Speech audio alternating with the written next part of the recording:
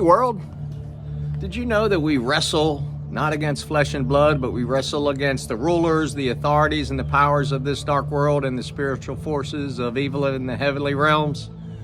Did you guys know that? You know, one leg of my ministry is Ephesians 6:12, which states that we wrestle not against flesh and blood, but we wrestle against the rulers, the authorities, the powers of this dark world and the spiritual forces of evil in the heavenly realms. So what do we do when our enemy is the unseen enemy that is spiritual? We've got to fight with spiritual tools. And one of those is prayer.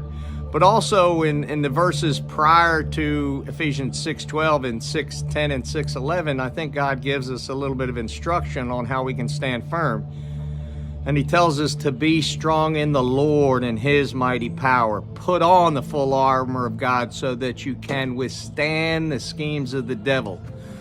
So we've got to be, we got to stand strong in God's power and put on the full armor of God, not to fight the devil, but to stand firm and resist the devil.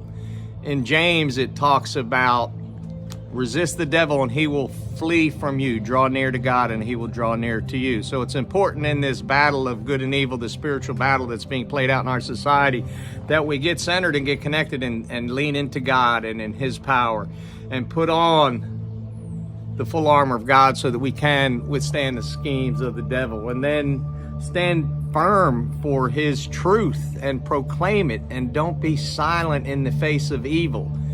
We will not be overcome by evil. We will be overcome by good men doing nothing in the face of evil. That's an Einstein quote. He's a pretty smart guy. I think he knew what he was talking about.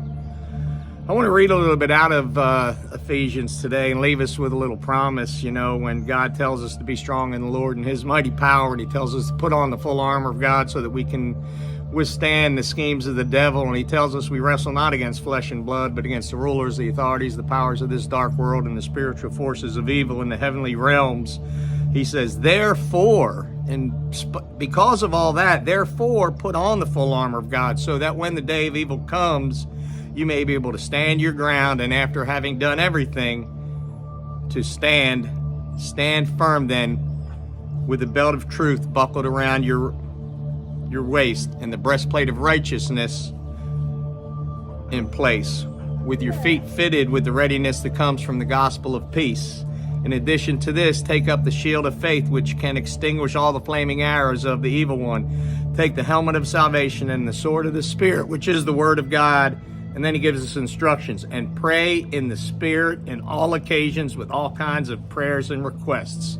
Keep praying for the Lord's people. That's my prayer today. I want to pray for the Lord's people, and we're all the Lord's people, that the Lord will fill us with his mighty power, and we'll know how to access it, and that we'll put on the full armor of God so that we can stand firm in the face of the enemy, and we can proclaim the victory that God has already won for us.